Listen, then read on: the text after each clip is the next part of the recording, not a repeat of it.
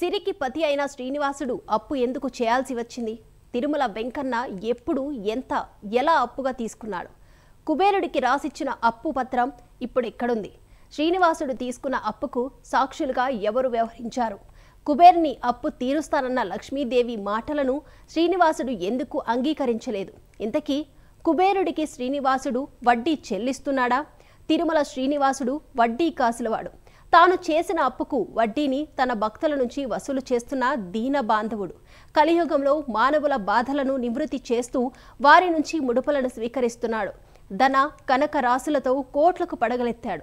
కానీ కుబేరుడికి మాత్రం అప్పు తీర్చలేకపోతున్నాడు. కుబేరుని వద్ద అప్పు చేసి పెళ్లి చేసుకున్న తిరుమల శ్రీవారి అప్పు రహస్యమేంటో ఇప్పుడు చూద్దాం.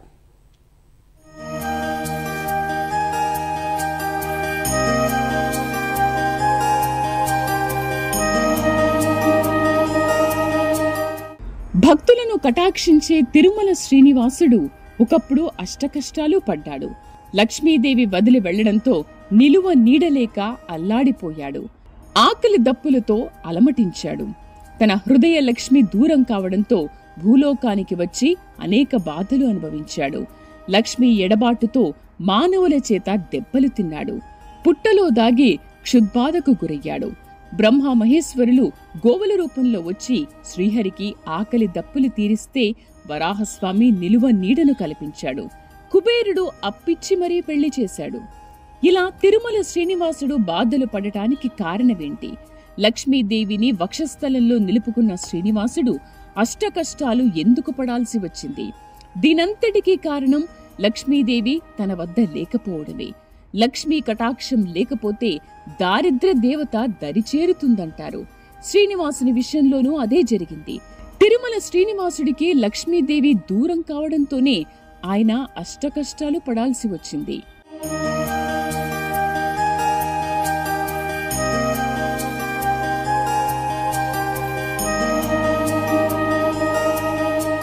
భృగు మహర్షి వృత్తాంతంలో వైకుంఠంలో ఉన్న శ్రీహరి వక్షస్థలంపై భృగు మహర్షి తన పాదాలతో తన్నడంతో కోపాగ్నికి గురైన లక్ష్మీ అమ్మవారు వైకుంఠం వదిలి కొల్హాపురంకు చేరుతుంది. లక్ష్మీ ఎడబాటును సహించలేని శ్రీహరి వైకుంఠం వదిలి భూలోకానికి చేరుతాడు. శేషాచల పర్వతంపై లక్ష్మి అన్వేషిస్తాడు. ఆకలి దప్పులతో అలమటిస్తాడు. ఓ చింత చెట్టు మొదల్లో ఉన్న పుట్టలో దాక్కుని లక్ష్మీదేవి కోసం చింతిస్తూ ఉంటాడు. ఆకలి దప్పులతో అల్లాడుతున్న శ్రీహరి బాధలను చూసిన లక్ష్మీదేవి ఆవేదనతో అల్లాడిపోతుంది. తన శ్రీపతి పడుతున్న బాధలను చూసి చలించిపోతుంది. ఈ విషయం తెలుసుకున్న బ్రహ్మ రుద్రుడు గోవుల రూపం దాల్చి శ్రీహరి ఉన్న పుట్టలో పాలు పోస్తూ నిత్యం స్వామివారి ఆకలి దప్పులు తీరుస్తుంటాయి. అయితే ఆవులు పాలు ఇవ్వకపోవడాన్ని గ్రహించిన చోళరాజు భార్య గోపాలుణ్ణి అనుమానిస్తుంది. దీంతో ఆవేదనకు గురైన గోపాలుడు మరుసటి రోజు గోవులను అనుసరించి పుట్ట వద్ద పాలు విడవటాన్ని గుర్తిస్తాడు. దీంతో వెంటనే తన వద్ద ఉన్న కర్రతో ఆవును కొట్టేందుకు ప్రయత్నించగా పుట్టలో ఉన్న శ్రీహరి పైకి లేస్తాడు. దీంతో ఆ కర్ర దెబ్బ స్వామివారికి తగిలి రక్తస్రావమవుతుంది. దీంతో ఆగ్రహానికి గురై గోపాలుణ్ణి చోళరాజుకు శాపం పెడతారు శ్రీహరి.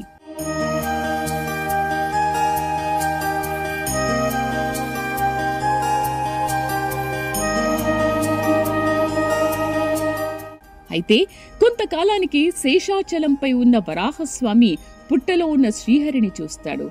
ఆయన విష్ణువేనని గ్రహించి శ్రీహరిని కుశల ప్రశ్నలు అడుగుతాడు.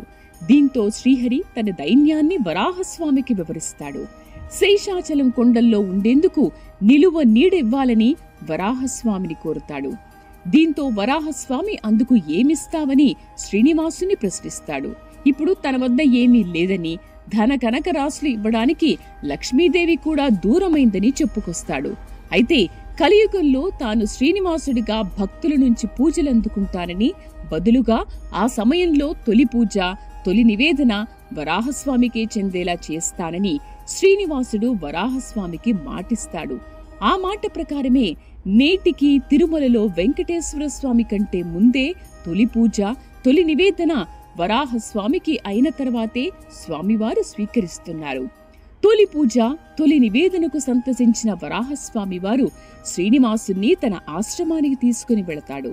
అక్కడ ఉన్న వకుళామాతకు శ్రీనివాసుని బాగోగులు చూసుకునే బాధ్యతను అప్పగిస్తాడు. అలా బ్రహ్మరుద్రుల ద్వారా స్వామివారు వరాహస్వామి ద్వారా నిలువ నీడను పొందుతాడు. అలా వరాహస్వామి ఆశ్రమానికి చేరుకున్న స్వామివారు వకుళామాత వాత్సల్యానికి లోనవుతాడు. ఆకాశరాజు కుమార్తె పద్మావతి దేవిని చూసి మనసు పడతాడు. పద్మావతి అమ్మవారిని పెళ్లి చేసుకోవాలని తలిచి ఎరుకుల సాని రూపం ధరిస్తాడు. ఎలాగోలా పద్మావతితో పెళ్లి నిశ్చయమవుతుంది. ఈ విషయాన్ని ఆకాశరాజు పంపిన వర్తమానం ద్వారా తెలుసుకున్న శ్రీనివాసుడు ఎంతో సంతోషిస్తాడు. తన వాహనాలైన గరుడు, శేషుడులను పిలిపించి బ్రహ్మరుద్రాది దేవతలను తన వివాహానికి ఆహ్వానిస్తాడు. 3,000,000 దేవతలు శ్రీనివాసుని పరిణయోత్సవానికి వేయించేస్తారు.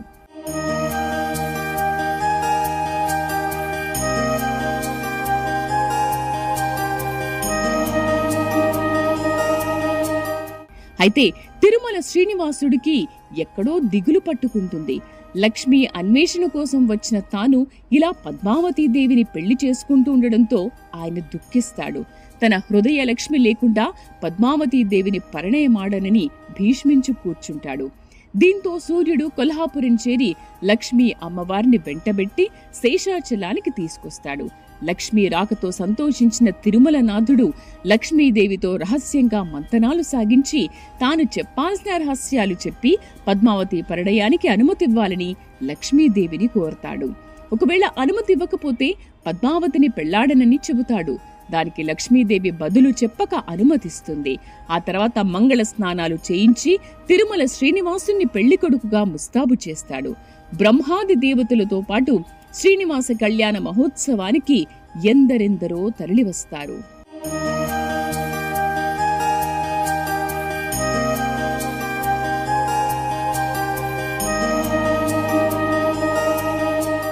పెళ్లికొచ్చిన వారికి విందు ఏర్పాటు చేయాల్సిన పరిస్థితి ఏర్పడుతుంది.